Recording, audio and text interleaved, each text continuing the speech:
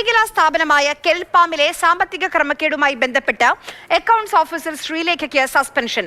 വ്യവസായ വകുപ്പ് additional director നടത്തിയ പ്രാഥമിക അന്വേഷണത്തെ തുടർന്നാണ് നടപടി. കൃത്യമായ കണക്കുകൾ സൂക്ഷിച്ചില്ല എന്നും കൃത്യവിലോപം നടത്തിയെന്നുമാണ് കണ്ടെത്തൽ. AK സ്റ്റെഫിനുണ്ട്. സ്റ്റെഫിൻ, വിവരങ്ങൾ പറയൂ.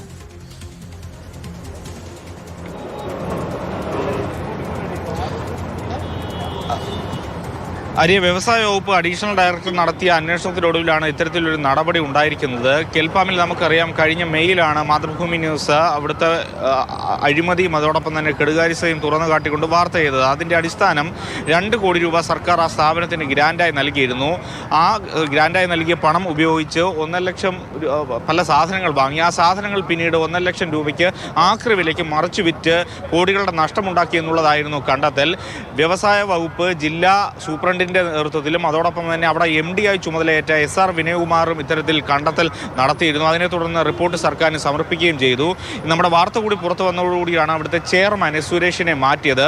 പിന്നീട് ഇപ്പോൾ ഏതായാലും S സുരേഷിനെ വീണ്ടും തിരിച്ച് ആ സർവീസിലേക്ക്, കുറ്റാരോപിതനാണ്, വിദഗ്ധ അന്വേഷണം വേണമെന്ന് ഈ വ്യവസായ വകുപ്പിൽ അഡീഷണൽ ഡയറക്ടർ പറഞ്ഞിട്ടും അദ്ദേഹത്തെ തിരിച്ചെടുക്കുന്ന ഒരു നടപടി, വിചിത്രമായിട്ടുള്ള നടപടിയാണ് സർക്കാരിൻ്റെ ഭാഗത്തു നിന്ന്, വ്യവസായ വകുപ്പിൻ്റെ ഭാഗത്തു നിന്നും എല്ലാം ഉണ്ടായിരിക്കുന്നത്.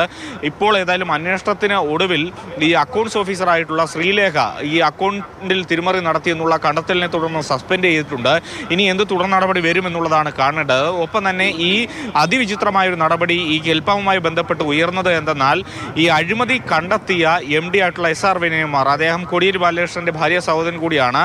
അദ്ദേഹത്തെ ഇപ്പോൾ ആ ചുമതലയിൽ നിന്ന് മാറ്റി. ഒപ്പം തന്നെ അന്ന് S സുരേഷ് ചെയർമാനെ മാറ്റിയിരുന്നു. S സുരേഷ് കുമാറിനെ ഇപ്പോൾ തിരിച്ചെടുക്കുകയും SR വിനയകുമാറിനെ ഇപ്പോഴും പുറത്തു നിൽക്കുന്ന ഒരു സമീപനമാണ് ഉള്ളത്. CPM-ന്റെ ഉന്നത നേതൃത്വത്തിൻ്റെ ഇടപെടലാണ് ഇത്തരത്തിൽ സുരേഷ് കുമാറിനെ തിരിച്ചെടുക്കുന്നതിന് കാരണമായത് എന്നുള്ളതാണ് പ്രതിപക്ഷത്തിൻ്റെ അടക്കം ആരോപണം.